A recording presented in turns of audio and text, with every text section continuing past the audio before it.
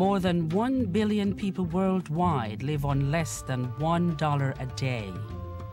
To break the vicious cycle of poverty, 184 countries joined together through the World Bank Group.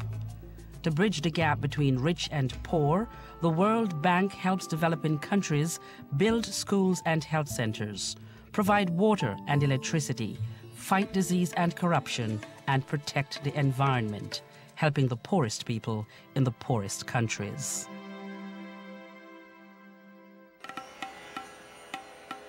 Every day in developing countries across the globe, the World Bank joins with a wide range of partners in the fight against poverty.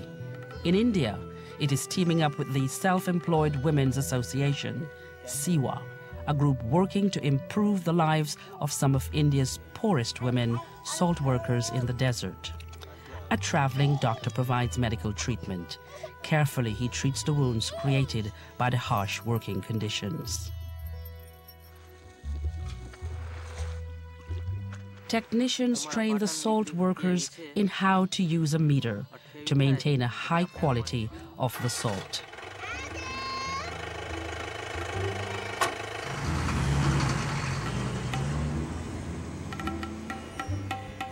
But the most important help of all, women now have access to small loans, which let them start up their own businesses.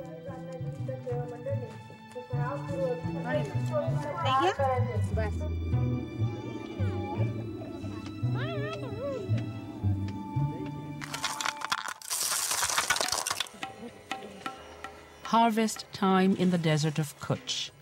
With the money Bhavnaben makes, her family can send their children to a mobile school. The first steps to break the cycle of poverty have been taken. Thousands of once poor salt workers like Bhavnaben's family now earn a better living.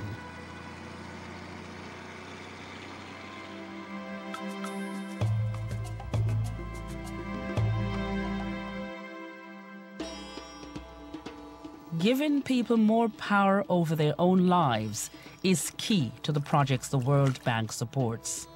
In Yemen, one of the poorest countries in the Middle East, a social fund for development has been established to improve delivery of social services and help people help themselves. The fund has been successful in reaching the poorest and most disadvantaged groups in Yemen. With almost half the resources spent on education projects, the number of children in primary school, particularly girls, has increased substantially.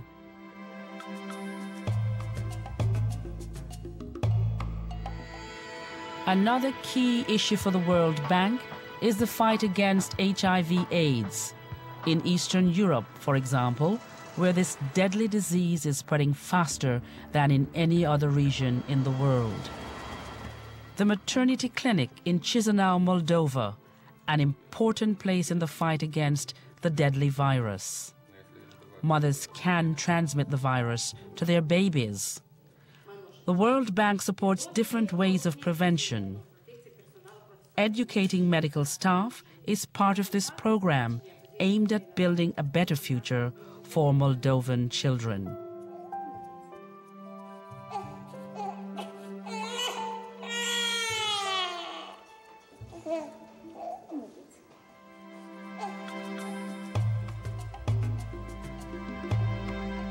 Protecting our environment is also critical to a better future and to fighting poverty. In China's Loess Plateau, a project has transformed a once barren region into a productive agricultural zone. Through reforestation and community action, erosion has been reduced significantly. After years of labor-intensive work, farmers are rewarded with large crops. The project is the largest and most successful water and soil conservation project in the world, lifting more than 1 million people out of poverty.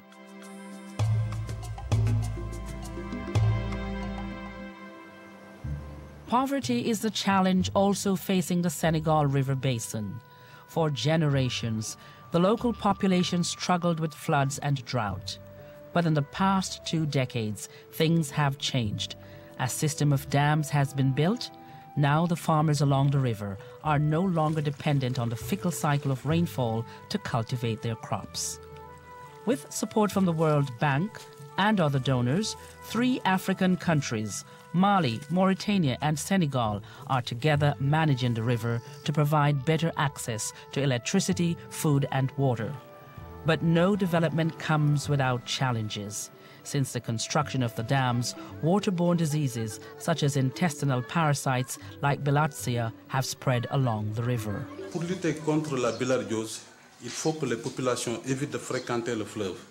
Donc pour cela, il faut créer des bornes fontaines, des latrines dans le village.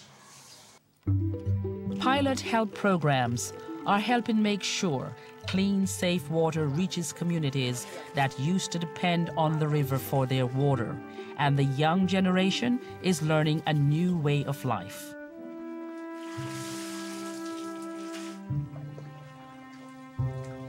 Local fishermen also profit from the cross-border river development. A harbor built on the Atlantic coast will open up a route for West Africa to the markets of the world.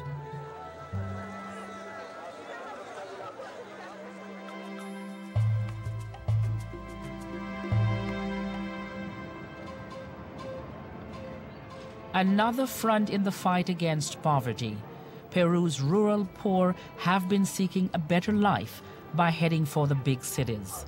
Migrants squat on public lands, resulting in the birth of slum cities. The government of Peru, with help from the World Bank, is giving them ownership of the land. Field workers help slum dwellers believe the unbelievable. Soon, they will be legal landowners. Land ownership details are fed into COFOPRI, the government's land titling agency. COFOPRI ha formalizado más de 1.373.000 propiedades que han beneficiado a más de 5 millones de pobladores peruanos en extrema pobreza, mejorando su calidad de vida. The idea behind the titling is simple. Once they own their land, people start building houses. And once people have a house, they can use it as collateral for a bank loan to start a business. Colors of Hope. Lucia Mesa opens a carpenter shop.